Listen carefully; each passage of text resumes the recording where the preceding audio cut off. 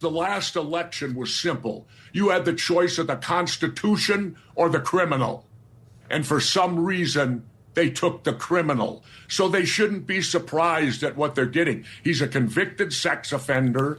He don't pay taxes. He's a draft dodger, wouldn't serve his country, and yet he stands out there and preaches patriotism to us? Yes. Yes, he does. Governor Jesse Ventura. Well, I don't know why I came here tonight. That's why. I got the feeling that something ain't right. No, it ain't. I'm so scared in case I fall off my chair. And I'm wondering how I'll get down the stairs. Clowns to the left of me, jokers to the right. Here I am, stuck in the middle with you. I am.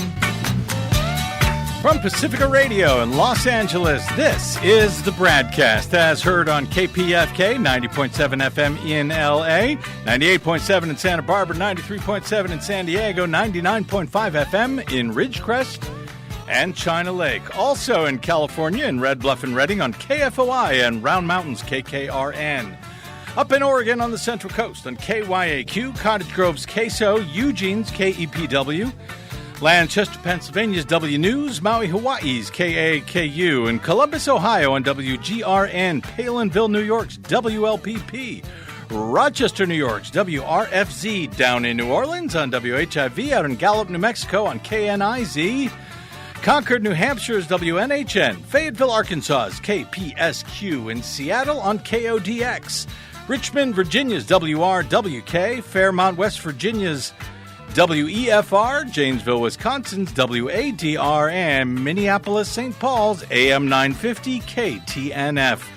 We also stream coast to coast and around the globe every day on the internet on the Progressive Voices channel, Netroots Radio, Radio for Humans, NicoleSandler.com, Radio Free Brooklyn, No Lies Radio, Detour Talk, Delmarva FM, and most of your favorite podcast sites. Blanketing Planet Earth, I'm Brad Friedman, your friendly investigative blogger, journalist, troublemaker, muckraker, and all-around swell fellow, says me, from bradblog.com. Thank you very much for joining us. And, Will, I don't know if there's any way to get any more sound into my ears here. Perhaps? No? Yes? No? Maybe? Nope. All right. Well, we'll just wing it and hope for the best. At least I'm going out to everybody, I assume, right? As far as we know. Oh, hi, Desi Doyen. Hi. All right, so after we'll settle with that. After a week of pounding and unrelenting and even record downpours out here in Southern California, well, the sun is finally out again. The birds are chirping. Spring feels like it's just about to be here. Not so, unfortunately, for our friends up in the Northeast today, where they are getting slammed by a nor'easter. Bringing more than 20 inches of snow in some places. In some other places, more than 3 feet of snow, as I'm reading it now. All but shutting down places like New York City and flights to and from it, and to more Northeast cities and states. Several states in all directions, in fact, at this point. Both storms, of course. The one out here last week, the one in the east today, while not caused by climate change per se, were certainly made worse by it, according to scientists, both from the same long-term climate trends that are now making West Coast rainstorms wetter, as many of us out here can attest to in recent years, at least when the rain comes at all. And making East Coast storms way more intense, as we have seen through a number of storms over the past decade or more, as the jet stream patterns become more and more erratic just about everywhere across the globe. Desi Doyen, you were telling me on the way over here that the intensity of this weather in the Northeast on Monday If this was in a tropical zone, it would actually have caused a hurricane? Yes, it would basically be the equivalent of a Category 2 hurricane. And that's because it's not in a tropical zone, therefore it's considered an extratropical zone. Therefore, it's just sort of a snow-a-cane instead of a regular hurricane, but it has with it all of the high winds and all of the extremely intense precipitation. And in some cases, Providence, Rhode Island got a record, and also coastal storm surge, causing damage there as well. Well, welcome to your climate changed world, as we like to say around here, set to get even more changed, likely even quicker now, thanks to a series of recent actions by the fossil fuel-funded Trump administration doing the bidding of the industry, and at this point gutting pretty much every regulation that we've had in place for the last 20 years meant to at least try and mitigate or slow some of the worst and most deadly effects of our quickly worsening climate crisis. Just over a week ago, when Donald Trump announced what effectively amounted to ending 20 years of regulations to reduce deadly man-made greenhouse emissions in hopes of keeping people safer and healthier and slowing the worsening of our climate crisis, Trump claimed that the end of the pollution-preventing regulations would actually save Americans a lot of money. There's that. $1.3 trillion, he says. Where there are fears, they shouldn't worry about it. And the costs for whatever is going on, we're going to save more money, so we'll all be just fine. A reporter asked them about that very question, and here was both the question and the answer. What do you tell Americans who are concerned that the $1.3 trillion in savings does come at a cost to public health and the environment based on science? I tell them don't worry about it because it has nothing to do with public health. This was all a scam, a giant scam. This was a ripoff of the country by Obama and Biden, and let's say Obama started it and got it rolling, and a terrible ripoff. They'll have more money to spend for health care. If you look at it, now they can go out and spend it on something that's meaningful. Yeah, so there you go. Don't worry about it. It's just you were getting ripped off. Now you're going to have more money for your health care. If it makes you sicker, if your child has more life-threatening asthma attacks, well, you've just got more money for her health care in your pocket. So don't worry. Yeah, it's fine. We'll have more money in your pocket so you can pay for you and your child to have more asthma attacks, to die early from, you can't pay to die early. You can't do anything about dying early from pollution, from air pollution and heart disease. The costs of shutdowns to businesses and air travel and everything else, by the way, that also comes with increasingly intensified fires and floods and storms like we're seeing on Monday in the Northeast. Well, he didn't have much to say about that during his announcement, calling, by the way, for more coal to be burned everywhere. In fact, he mandated the Pentagon to burn more coal. By way of fairness and equal time, however, which we consider important, let Brendan Carr know about that at the FCC. I will just note that California Governor Gavin Newsom, speaking the next day at the Munich Security Conference just after Trump's anti-science, civilization-threatening executive actions, he gave his own thoughts on the matter as the governor of a state which has seen more than our fair share of devastating, deadly, climate-fueled nightmares in recent years. You may not believe in science, but you got to believe your own eyes. I mean, people are burning up, choking up, heating up. We have simultaneous droughts and floods. Historic wildfires. You know maybe little about California. You've seen those images of these wildfires. Talk about being as dumb as we want to be. Places, lifestyles, tradition, being wiped off the map. Greenville, Paradise, California. And so this issue has been brought home in a very personal way, not a political way. And Senator Whitehouse is here.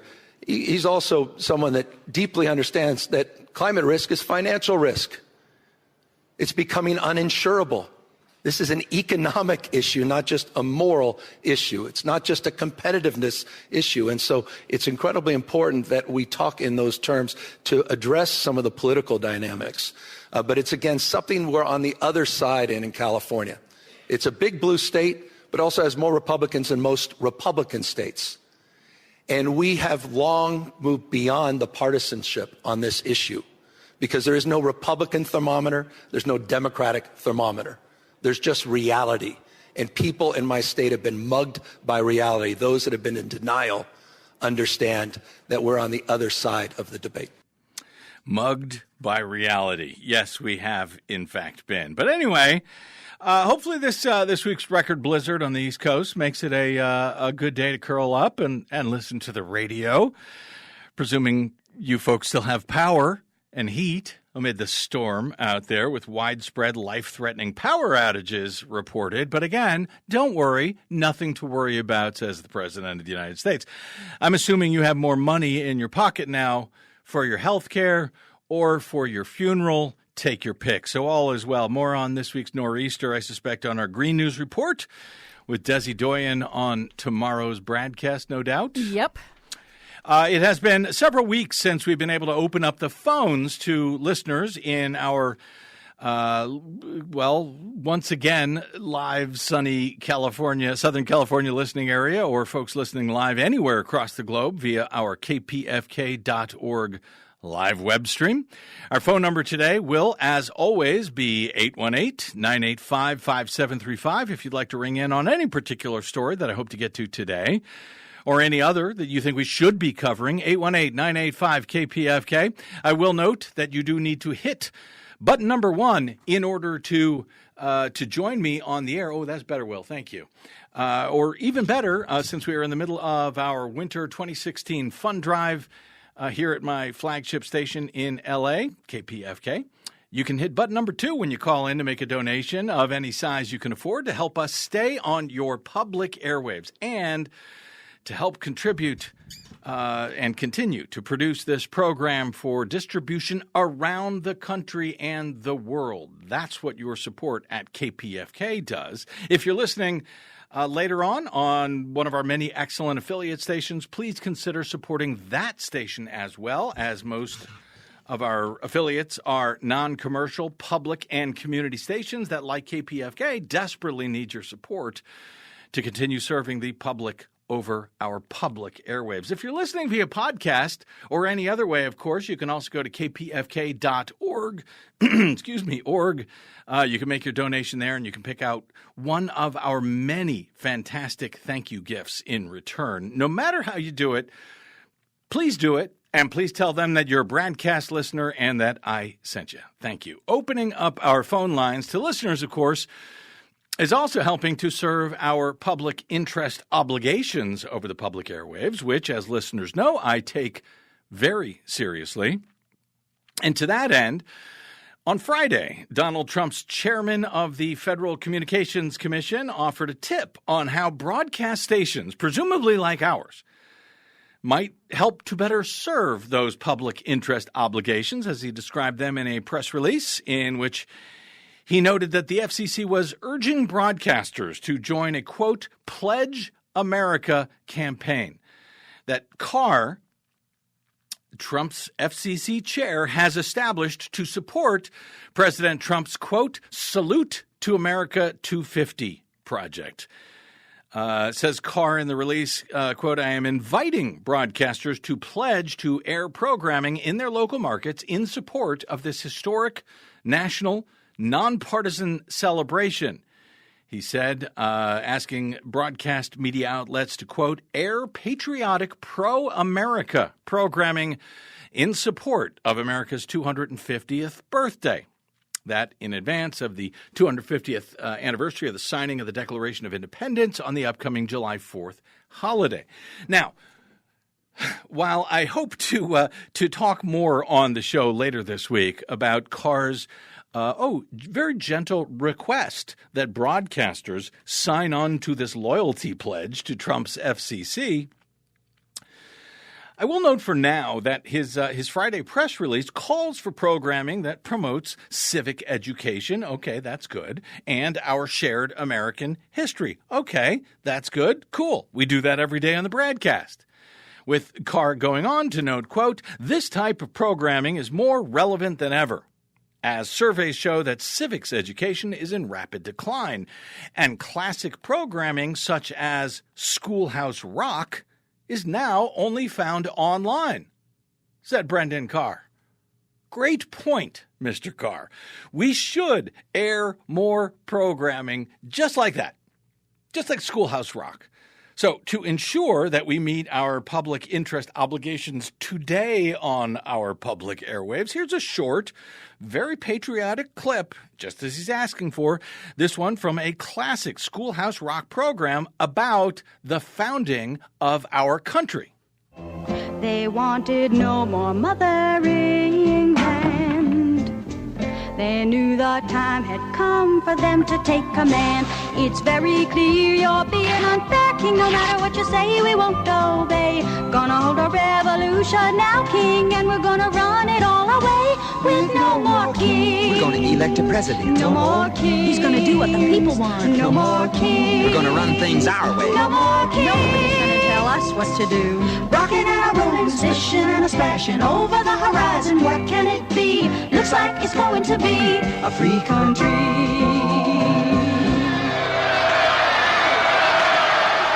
Wow, nice. No more kings. No more kings from Schoolhouse Rock. Great idea. Thank you for the suggestion, FCC Chair Brendan Carr, and you're welcome. We'll try to play that as often as we can. As noted, more on all of that on the BradCast later this week as it rolls on. Tuesday night, amid a partial government shutdown when Republicans and the Trump administration refused to agree that our so-called free country should have no more secret police roaming the streets with masks and no badges, as Democrats have been insisting we change before they will agree to fund the Immigrations and Customs Enforcement Agency, or ICE, so that at least when ICE shoots and kills Americans in the streets in broad daylight, we'll be able to have at least some idea of who the murderers actually were.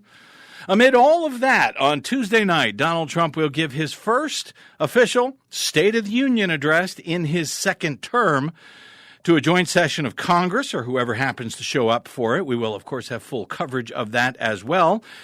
The following day, with our old friends Heather Digby Parton and Driftglass, I believe, will be joining us for our post-SOTU coverage on Wednesday. Yes, if all goes well. Yes. Also, part of meeting our public service obligations over your public airwaves. So once again, you're welcome in advance for that one, Brendan Carr.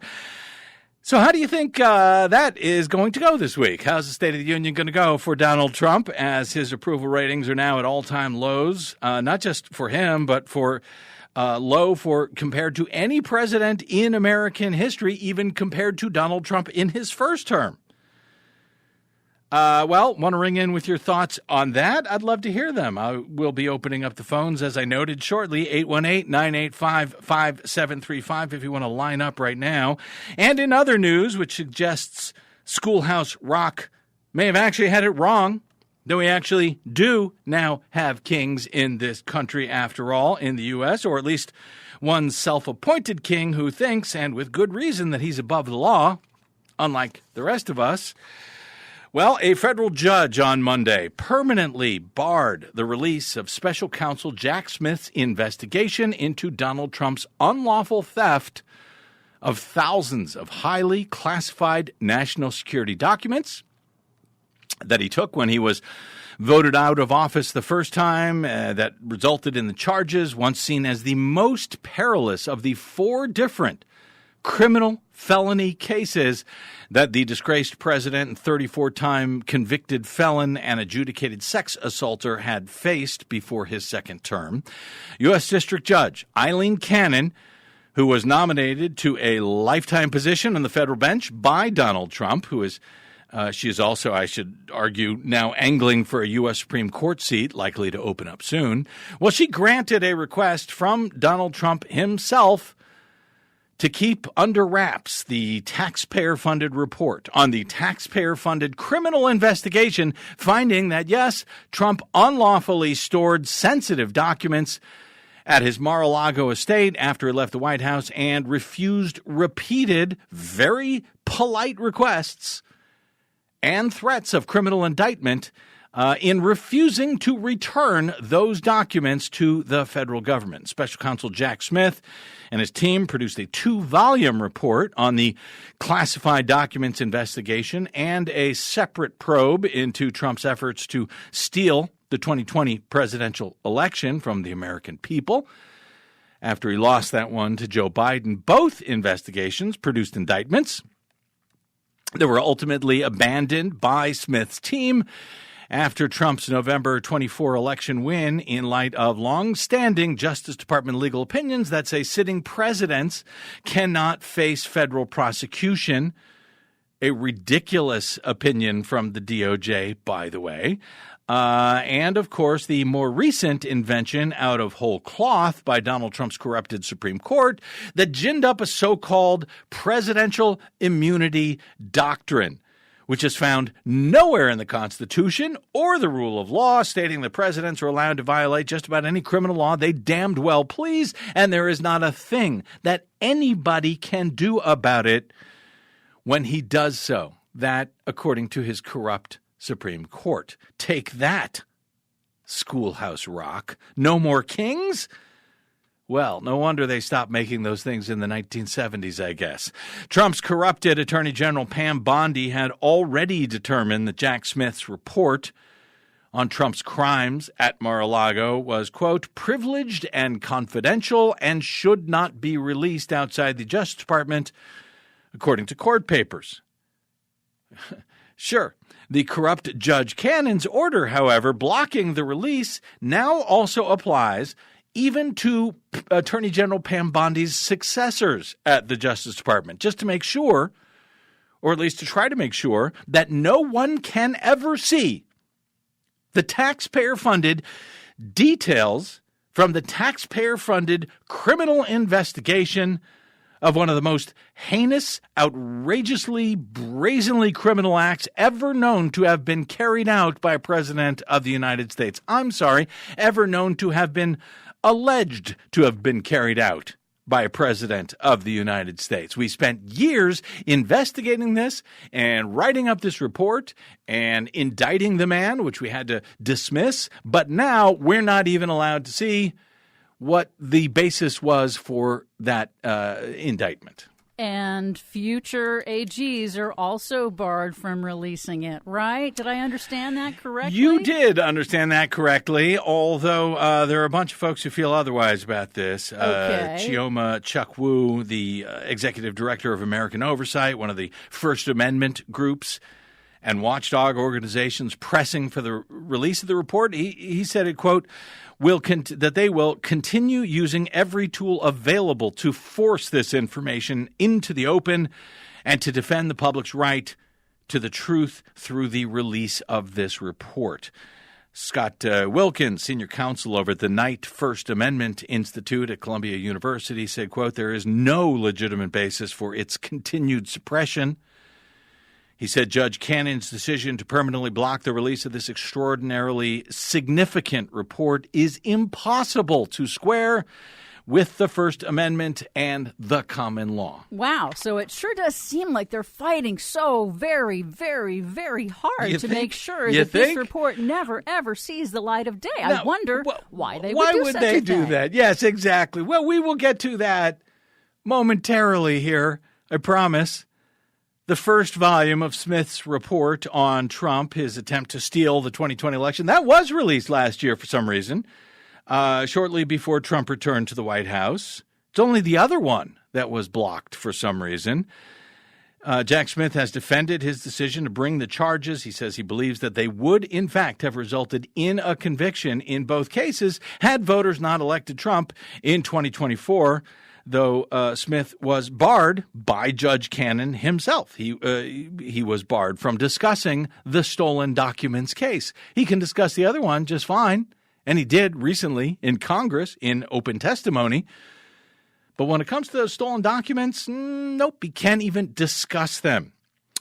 All of that, of course, important, if only due to, well, one matter that we discussed a little bit on the BradCast late last week. Stick a pin in it for a moment because I'm going to circle back to that momentarily.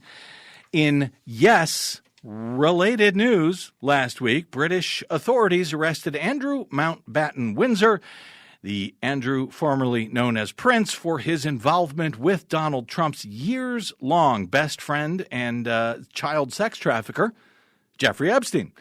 On Monday, British police arrested Peter Mandelson, a former UK ambassador to the United States, in a misconduct probe stemming from his ties to the late Epstein. Both Mandelson and the former Prince Andrew are suspected of improperly passing UK government information to the disgraced financier and pedophile.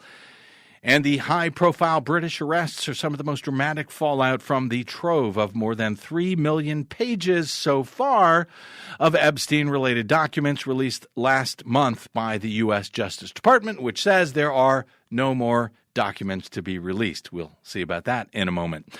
Mandelson served in senior government roles under previous Labour governments and was UK ambassador to Washington until Prime Minister Keir Starmer fired him last September after emails were published showing that he maintained a friendship with Trump's longtime friend Epstein, even after Epstein's 2008 conviction for sex offenses involving a minor.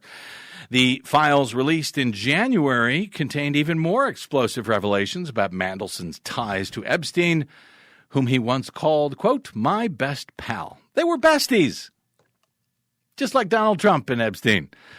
But only the British ones, apparently, face any accountability for that, and they have an actual king over there.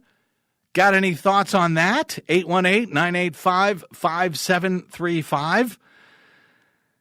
Messages suggest that Mandelson passed on sensitive government information to Epstein back in 2009 when Mandelson was a senior minister in the British government. The decision to appoint Mandelson to the high-profile job of U.S. ambassador nearly cost Prime Minister Keir Starmer his own job earlier this month, and it may again as questions swirl around his judgment in hiring Mandelson for the post in the first place, though he acknowledged that he made a mistake and he apologized to the victims of Epstein. Keir Starmer's position as Prime Minister remains precarious at this point. So what does all of that have to do with Donald Trump and those stolen documents of his at Mar-a-Lago? Well, last week we reported on investigative journalist Roger Sullenberger's deep dive into the Epstein documents, and in this case specifically, what has not yet been released by the Trump Department of Justice, which is in strict violation of the Epstein Files Transparency Act. Among those still unreleased files, in fact, are several that Sullenberger has newly discovered by way of a document that refers to those documents, the ones that we haven't seen yet, as prepared. This document, this index pointing to these other documents, was prepared for Epstein co-conspirator Ghislaine Maxwell's trial. Well, the DOJ had removed from the internet that index file itself.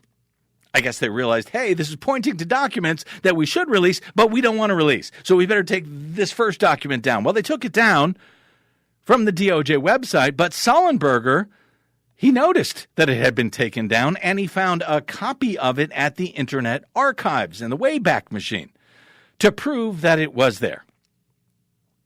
But that document refers to four different interviews that the FBI carried out with a woman who has alleged that she was raped and beaten, and that her life and that of her family was threatened by Donald Trump back in the 1980s when she was aged from about 13 years old to 15 years old. Now, this woman apparently sued Jeffrey Epstein, and the Epstein estate eventually settled with her, with this now woman, for an undisclosed amount, while we knew that the FBI interviewed her back in 2019, just before Epstein's death in prison, while he was awaiting trial on charges of sex trafficking minors. According to the woman's attorney at the time, she said she would only speak about Epstein for, quote, fear of retribution by Donald Trump. But what we did not know about all of this until Sullenberger found that sort of that index document that the DOJ had tried to hide is that not only was she interviewed once by the FBI, which I think we understood, but they seemingly found her allegations to be credible enough that they interviewed her 3 more times thereafter.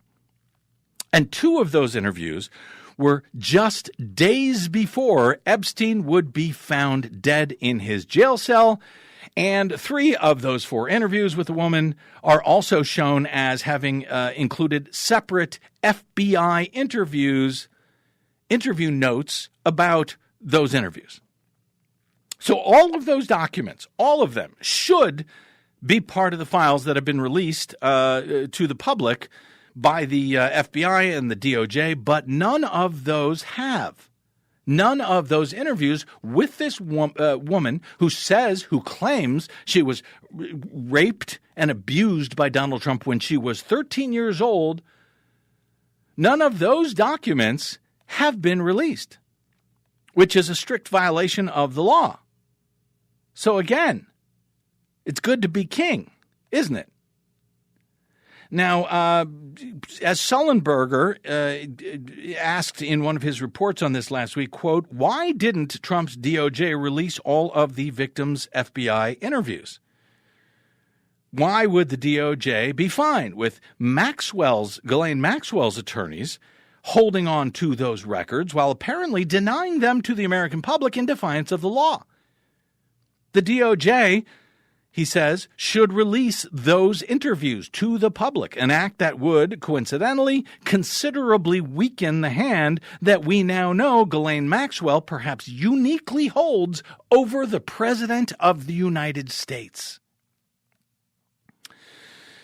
So why aren't they releasing all those? Well, that question may answer itself, I suspect, but I welcome you to do so if you'd like via 818-985-KPFK if you want to ring in on any of this. But how does this tie to the Mar-a-Lago stolen documents? Well, as Sullenberger also reported last week, there is some remarkably coincidental timing regarding when the DOJ returned the stolen documents that were seized from Mar-a-Lago, when they returned those documents to Trump last year, about a month after he took office again. And yes, they actually returned those stolen documents to him once he had become president again. Now, it's unclear whether he accepted all of the documents back or not, but around the very same time, Attorney General Pam Bondi and Kash Patel said they had suddenly discovered several thousand documents that were related to the Epstein matter that they had not known about or had not cataloged previously, at a time when they were running through them furiously to find Donald Trump's name in them. And there is some question about whether any of the documents returned to Trump or stolen by Trump might have included, let's say, those FBI interviews with a woman who said that she was raped and beaten by Donald Trump when she was 13 years old. That might explain why Trump was so insisted, as you may recall, about not returning the stolen documents to the government back in after he left office back in 2021 and 2022. He was so insistent that despite being warned repeatedly by the DOJ at the time that he would be violating the law and could face jail time for it, he refused to give back those documents. Eventually, the FBI had to execute a search warrant at Mar-a-Lago in order to obtain those documents, and presumably Jack Smith, the special counsel who investigated all of this, presumably Jack Smith and his team saw everything that was in those documents. But they, including Jack Smith, have been barred from even discussing that probe by Trump's favorite judicial appointee, Eileen Cannon, who has stopped Smith or anybody from the investigation from being able to talk about it, has stopped the report from being released, a report that may, in fact, talk about what documents were being were stolen and withheld at Mar-a-Lago by Donald Trump. And now that same Judge Cannon, has attempted to bar anyone from ever seeing the report from Jack Smith's investigation into all of this for time immemorial. As I noted last week when I first reported on some of the details of these really lurid and disturbing allegations, they are still only allegations, though apparently they are credible enough allegations that the FBI interviewed the woman, a previously unknown 4 times, and have been hiding the documents that they are required by law to release about those interviews ever since. And I also noted last week that I likely would not have been covering any of this were they not working so hard to prevent you from learning about them. Which, I will note, is why the public airwaves are still so important. And why I'm sure Trump's FCC chair, Brendan Carr, is delighted that I am using them to serve the public interest over those public airwaves today. You're welcome, Brendan. Y'all have any thoughts on this stuff today? Based on the phones flashing, it looks like you do. These are your public airwaves, too. As I've said for years, long before Trump, use them now before you lose them more than you already have.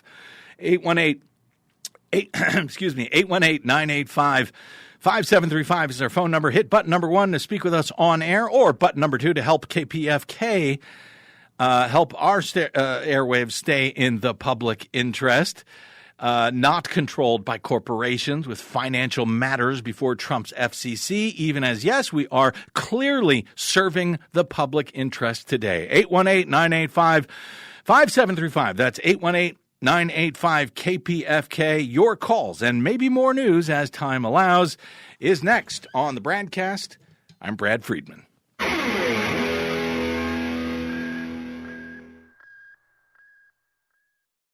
Hi, this is Desi Doyen from the Green News Report and the BradCast. What the public hears on the public airwaves matters. At the BradCast, we do our best to bring you accurate news and analysis on the issues that actually matter, and we do it all independently, without corporate or political influence. But we can't do it without you, now more than ever. Please help us stay on your public airwaves by going to bradblog.com/donate to help keep us going. That's bradblog.com/donate. And thanks.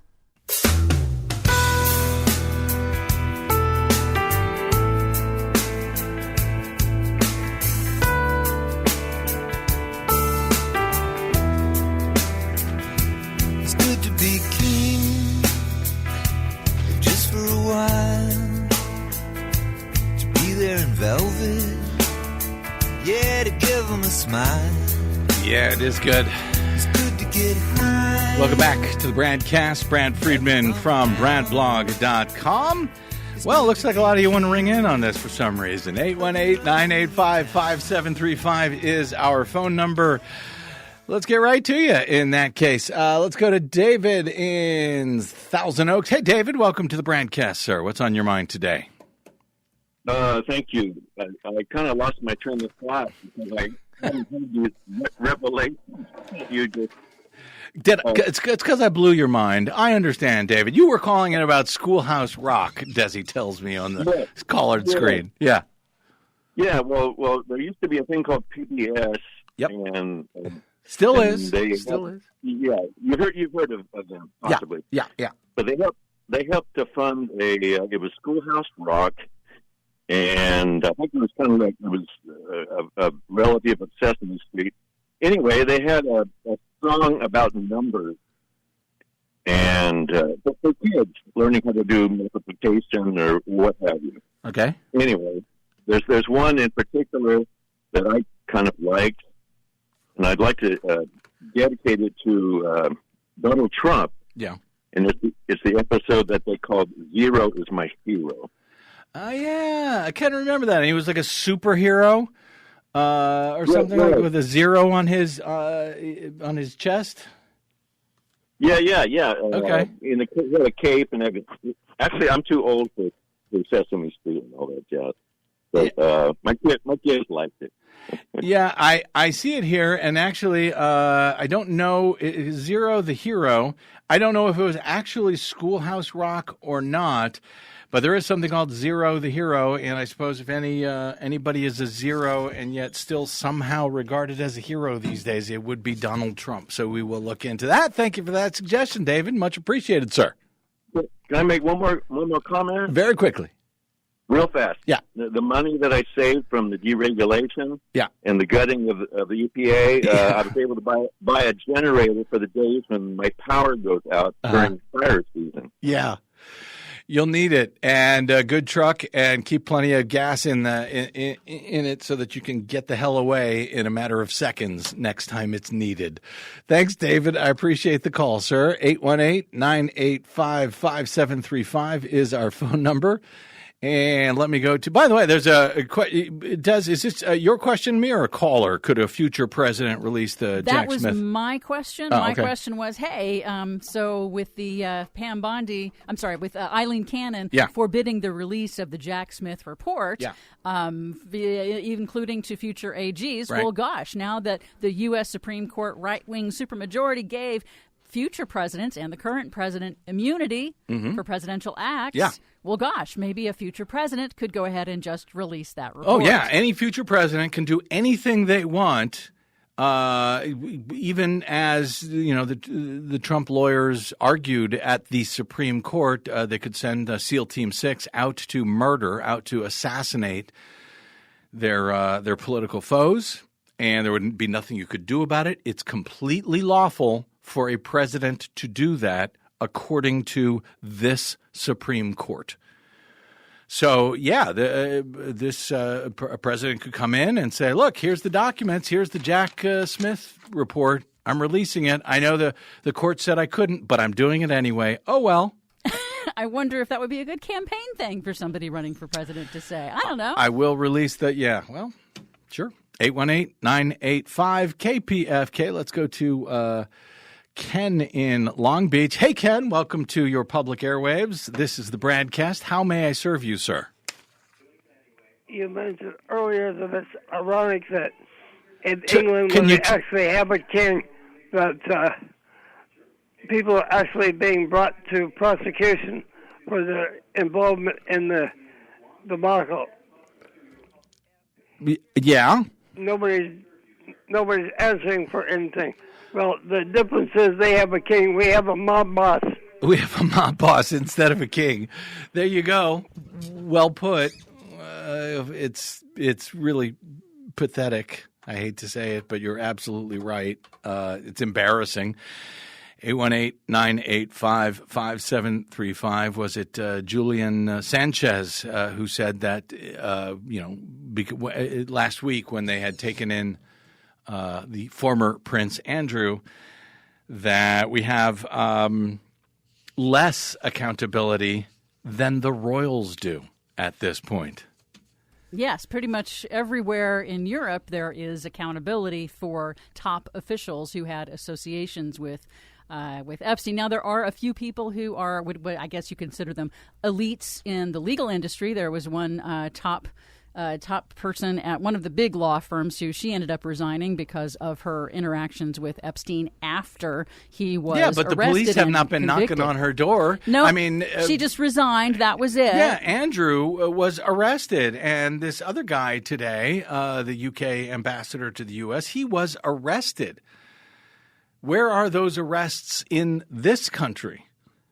I mean, if there was evidence that anybody involved with Jeffrey Epstein, any friend of his for a long or short time, may have raped and beaten and threatened the life and family of a 13-year-old, surely that would have been investigated.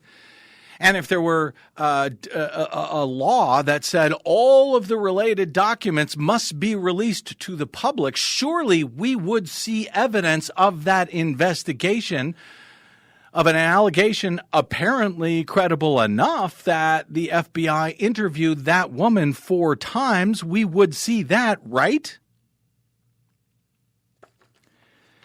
818-985-5735. Let's go to Dave in Venice. Where are all the ladies at, by the way? 818-985-KPFK. Hey, Dave, welcome to the BradCast, sir.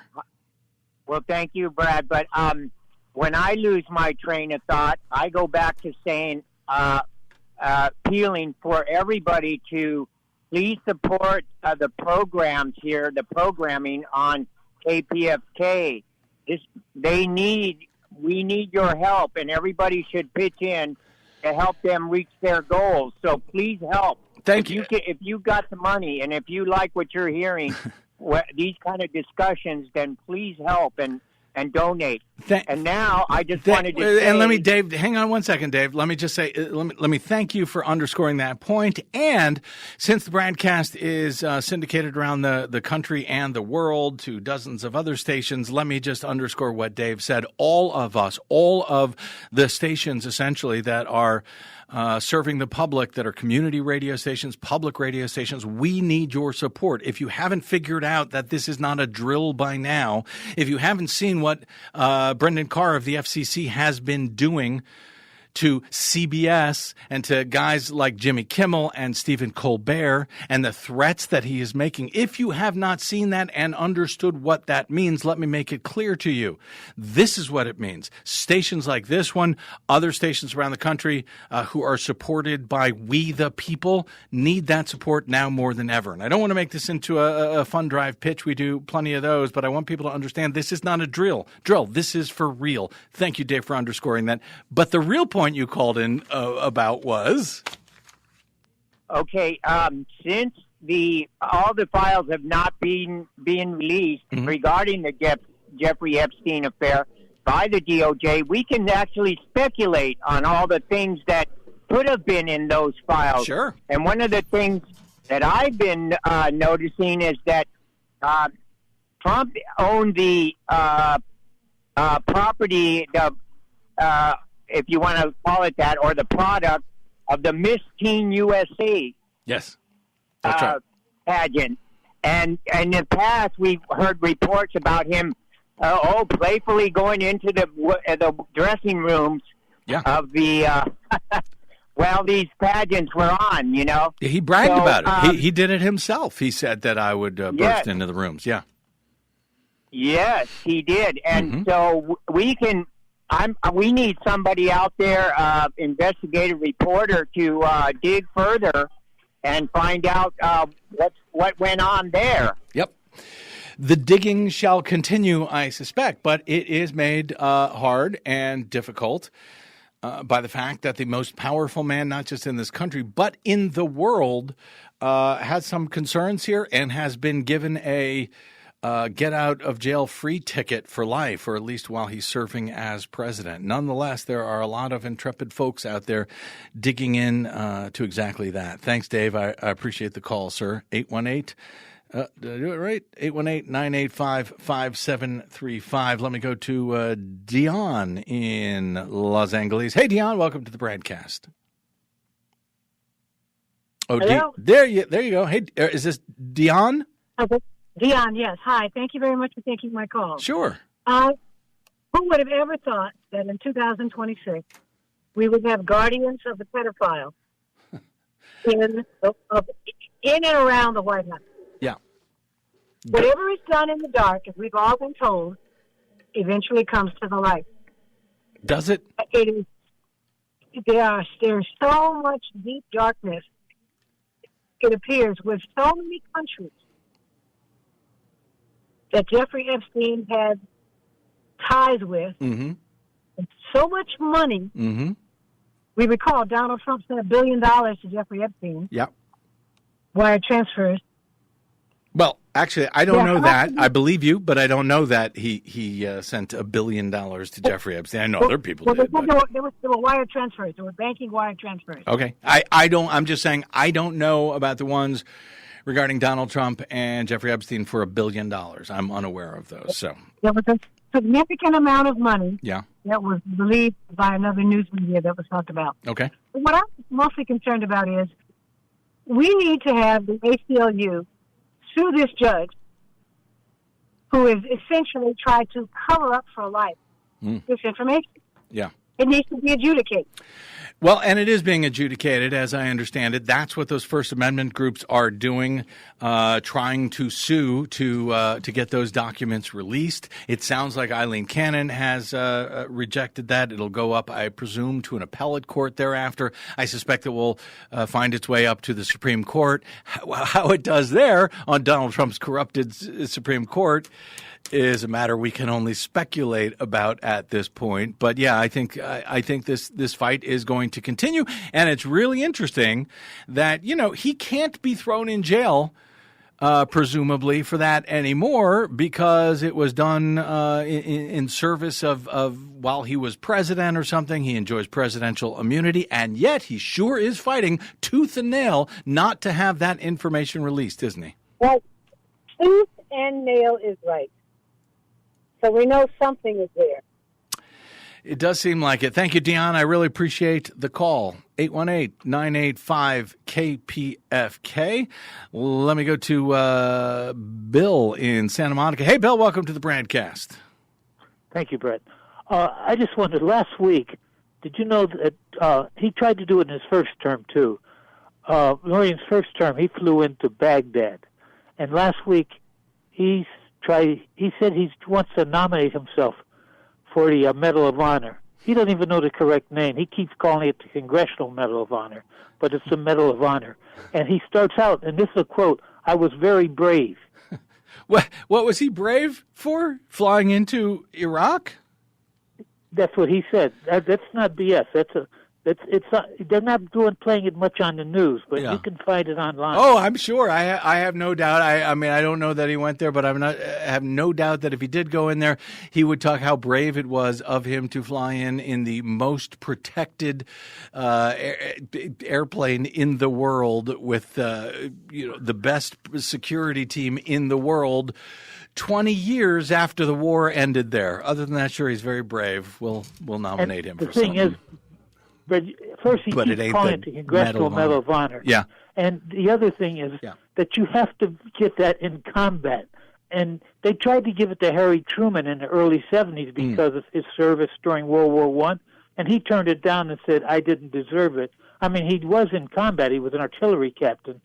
But he turned it down, and he was much closer in any combat than Captain Bone Spurs. It's amazing to me that something is really wrong with him. Yeah, I would say so. I would say something is really wrong with him. Above and beyond him being a criminal and an adjudicated rapist and everything else, something is very wrong with that man. He's unbelievably twisted, and we're all sitting around saying, yeah, he's the president of the United States. Hello? What the hell is wrong with this country? What were we thinking when we elected him? What are we thinking when we sit around now and go, yeah, well, that's just Trump being Trump? No, that's a crazy man living in the White House doing crazy things, and he has a criminal background, and he has been given full immunity from law, and he's the most powerful man in the world. Brilliant. Brilliant. Thanks, Bill. I appreciate that call, sir. 818-985-5735.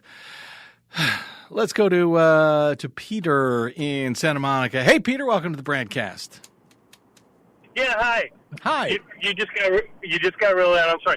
Hey, I'm getting a lot of blowback online when I'm arguing with Bleeding Hearts, and lately I've been getting that Trump is a pedophile. Is that true? Do you believe that? Did you listen to any of the show so far today, sir? No, I just tuned in, and that's why I brought this up. Well, then, we've been talking about it for an hour or so, but I will bring it down to 15 seconds to say there are apparently credible allegations, credible enough that the FBI interviewed this woman 4 different times, a woman who claims that she was raped and physically abused and threatened by Donald Trump when she was 13 years old. That's what I know. Those are allegations. They're allegations that the DOJ is under law mandated to release, but they haven't released it. Okay, let me tell you. I heard that, and then I went to Google AI, which is very liberal slanted, it said Trump has never been convicted or proven to be a pedophile. That's correct, sir. Okay, so why are you bringing this up? Well, even though I just summarized the entire last hour of the show in 15 seconds, now I'll do it in 7 seconds. The FBI interviewed a woman that claims that she was raped when she was 13 years old by Donald Trump, that those documents exist. Those documents must be released under the Epstein transparency law. The DOJ is refusing to release them. So I'm talking about these allegations, and that's all they are, is allegations, because we are not allowed to see the FBI interviews and the FBI notes that go with them, even though it's a violation of law not to release that material. That's why we are talking about them. Is that clear, sir?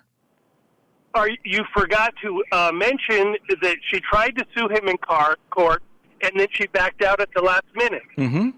When he was president, You forgot to mention that. Well, are you sure? You weren't listening for the last hour. Either way, I'm glad you mentioned it, sir. Other than that, everything we have reported has been 100% accurate. And though you're worried about what I'm saying on the air, if I were you, I'd be more worried about the possibility that there is a pedophile living in the White House. Hope that was clear, Peter. I got to go. Thanks for the call. And I got to get out here, don't I? Do I have time at least for Mo? I think I do. Let me get to Mo. Hey, Mo, give me your best 20 seconds, sir. Let me tell everybody something. We are not going to go to war with Iran. That would be suicidal. Trump knows Iranians aren't the principal fishermen. Don't worry, he's not going to mess with them people because he can't afford to carry down their sea. Who knows? There's no economy in the world that'll go for that. Do we lose him there? All right. We got to get you a better phone, Mo, because I love to hear from your brother, but it's always so hard to understand you. I think he was basically saying we are not going to go to war with Iran. If he's right about that, that is a great relief. I have no idea if he is right or if he is not right. Only time will tell. But it will tell, I suspect, in the next week or two. Thanks, Mo. He's usually right about stuff, so let's go with that for now. Thanks, Mo. Thanks, everyone else. Thanks to all the callers that I could not get to. My apologies. We'll try again next week if time allows. Thanks to our producer, Desi Doyen, to our board operator, Will. Well done. And to all of you for spending a portion of your day or night with us. If you missed any portion of today's show, you can download it anytime for free at bradblog.com. You can drop me email. I'm bradcast@bradblog.com. And on the social medias, especially Blue Sky, you'll find me at the Brad Blog. See you there. Until we see you here next time, hopefully tomorrow, I'm Brad Friedman. Good luck, world.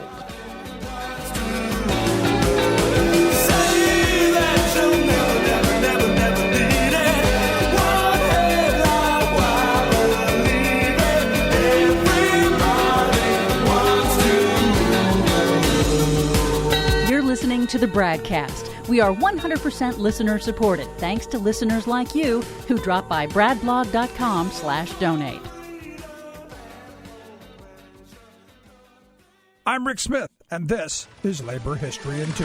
On this day in labor history, the year was 1969. That was the day black food workers went on strike at the University of North Carolina, Chapel Hill. Their strike intersected many points central to the social upheaval of the period, including the rights of public sector workers. Besides extremely low wages, workers complained of racial abuse and discrimination on the job. When the administration ignored their demands, the cafeteria workers sat down at the tables and refused to return to the kitchens. Black women workers like Mary Smith and Elizabeth Brooks organized protests and rallies to build public support on and off of campus. As the strike wore on, many students rallied to their defense. The Black Student Movement was the first campus group to support the cafeteria workers. Noting the lag of desegregation on Southern campuses and in the South generally, black students added their own demands to those of the workers. They included the expansion of black student aid programs and black study programs.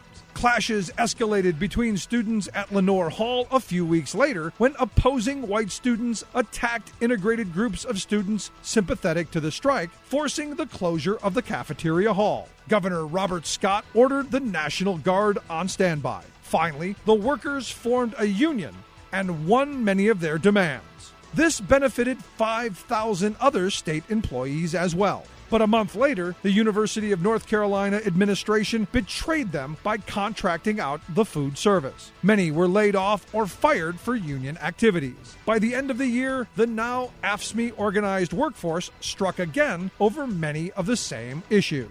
When renewed student strike support was threatened, management quickly caved, and the strike ended in victory. Like what you hear? Check out more at laborhistoryin2.com.